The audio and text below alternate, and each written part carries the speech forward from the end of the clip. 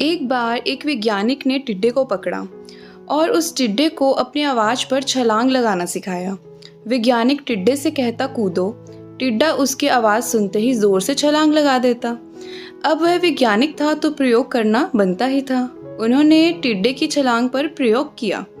वैज्ञानिक ने उसकी एक टांग तोड़ दी और फिर बोला कूदो। अब टिड्डे की छलांग की दूरी कम हो गई।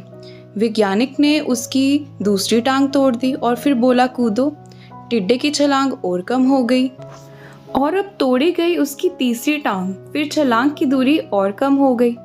एक एक करके बेचारे टिड्डे की सारी टांगें तोड़ दी गई। अब आखिरी टांग टूटने पर जब उसने कहा कूदो तो वह हिल भी नहीं पाया। अब वैज्ञानिक ने अपना निष्कर्ष अपनी डायरी में लिखा। जानते हो उसने क्या लिखा होगा? जब टिड्डे की एक टांग तोड़ी गई तो वह थोड़ा बहरा हो गया और जब उसकी दूसरी टांग तोड़ी गई वो और बहरा हो गया। हर टांग टूटने के साथ वो और बहरा होता गया और सारी टांग टूटने के बाद वह बिल्कुल बहरा हो गया।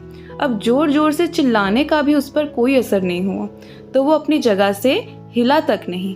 कूदना तो दूर की बात है। इस कहानी को सुनकर सभी को ऐसा ही लग रहा है ना कि क्या मूर्ख वैज्ञानिक था, इतनी सीधी सी बात उसे समझ में नहीं आई। या कुछ लोग ये भी सोच रहे होंगे कि ये तो किसी छोटे बच्चे को भी पता है कि टिड्डे की छलांग उसके टांग टूटने की वजह से कम होती जा रही है, ना कि वह बहरा हो गया था। दोस्तों, हम सभी जीवन में कई बार ऐसे ही मूर्ख बन जाते हैं। कई बार जीवन में दो घटनाएं एक साथ ऐसी घटती हैं कि उनका एक दूसरे से कोई संबंध होता ही नहीं है, फिर भी ऐसा लगता है कि गहरा संबंध है। कभी कभी दिखता कुछ और है लेकिन समझ कुछ और आता है और वास्तव में होता कुछ और है।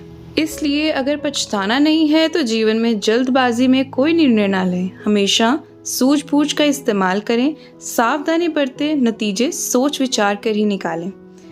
उम्मीद करती हूँ कि आपको ये वीडियो अच्छी लगी हो। वीडियो अच्छी लगी है तो लाइक कीजिए, चैनल को सब्सक्राइब कीजिए और मुझे सपोर्ट कीजिए। मिलती हूँ नेक्स्ट वीडियो में। Till then goodbye, take care, love you all.